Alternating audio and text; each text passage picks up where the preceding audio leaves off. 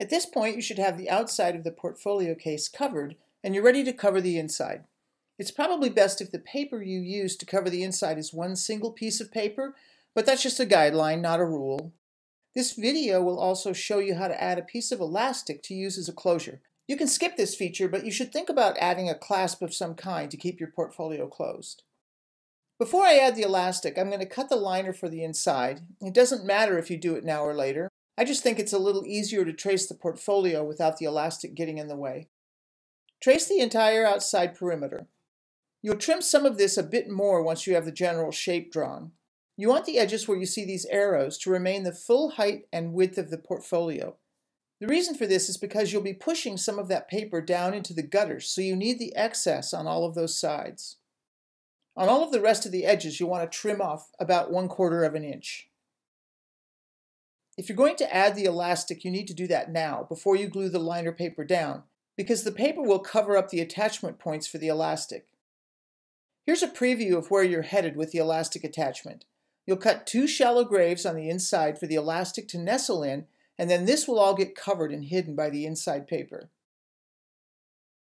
You can use any plain packaged elastic that you would find in the notions area of a sewing or craft store, or you can use something a little more decorative.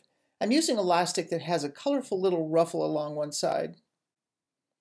So first you need to measure out your elastic. Fold the case closed and then wrap the elastic around it to get a general idea of how much you'll need. Be generous with the initial estimate as you'll be trimming this later. Next, figure out where you want to cut the entry points for the elastic. About 1 inch from the edge of the short fold is a reasonable placement. The position from top to bottom can be pretty random and doesn't even have to be symmetrical. Once you've figured out where you want to cut the openings for the elastic, open up the portfolio and mark these measurements on the inside. Measure the width of your elastic. You'll be cutting slots into the bookboard the same width as your elastic. You'll also want to cut grooves or graves in the bookboard for the ends of the elastic to hide in, so be careful about the measurement of the initial slots where the elastic will come through, as well as the width of the elastic. How long the graves are is pretty arbitrary, but about 1 inch will give you a good anchor point for each end of the elastic. Cut 2 slots as indicated here all the way through the bookboard and book cloth. These slots are where you will pull the elastic through. Be careful when cutting the slots that go all the way through. Try to cut them as neatly as possible since they will show after everything is put together, and don't make them any wider than necessary.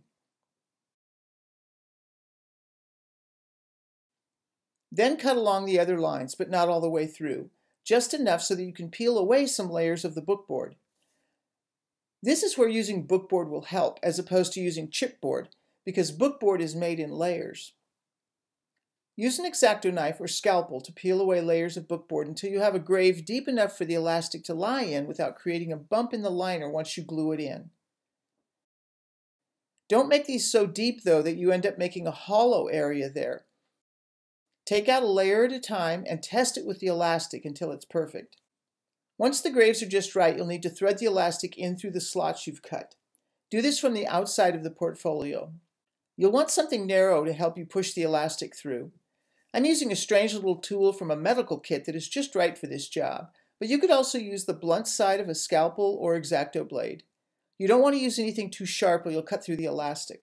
It also really helps to have a pair of tweezers handy to help pull the elastic through the other side. Adjust the elastic so that the end fits into the grave and everything is sitting smoothly. Glue this first end in and let it dry a bit. I'm using thick PVA glue for this, but if all you have is regular PVA glue, that will work. Just give it a little longer to dry.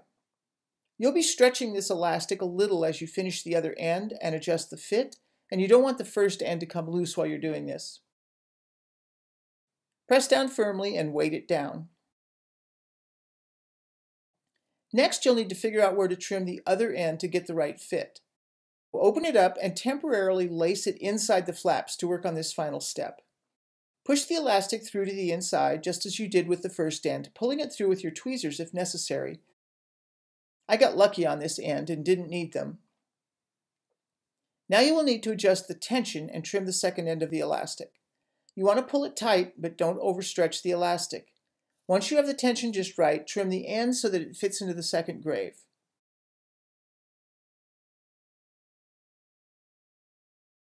Glue this end down and place a weight on it while it dries. Once that end is fully dry, you can move the elastic band to the outside of the flap where it belongs. The last step is to apply the inside liner paper. You don't want to glue this down all at once because you need to press it down into the gutters as you go. So start by applying glue to just the center bookboard and all of the gutters. You can use regular PVA glue for this. You don't need to use the thick stuff.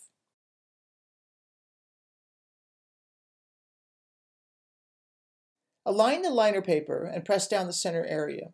If you align all of the outer edges of the paper more or less with the outer edges of the portfolio flaps, you should have it correctly aligned. There should be about a 1/4 inch margin around the other edges. Once you've pressed down the center section, start working your way around and press the paper down into the first gutters. Once you are sure those are firmly pressed in place, start on one of the flaps, applying glue to the board as well as the second gutter.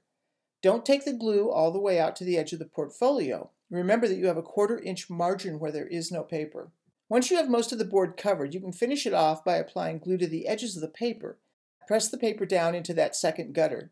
Once again, I will often use 2 bone folders to do this, with 1 in each gutter, so I'm not accidentally pulling the paper out of one as I'm pressing it down into the other one. You might find that your paper is a little too long at the final edge and will need trimming. I place a piece of scrap bookboard in between the paper and the portfolio to trim on. The board is thick enough that I don't have to worry about cutting through, and it will keep any excess glue off of the exposed margin. Press all of this firmly down with a bone folder. Follow this same procedure for the remaining 3 sides. If you prefer to avoid any potential mess with the glue, you can also press the paper down into the gutters and trim the end before you start to apply the glue. I sort of prefer to glue and then cut, as that doesn't leave much room for error, but it will work either way. Once you've glued all 4 flaps, put it under a heavy weight and allow it to dry thoroughly. And that's it. That's how to make a nifty little portfolio for your artwork.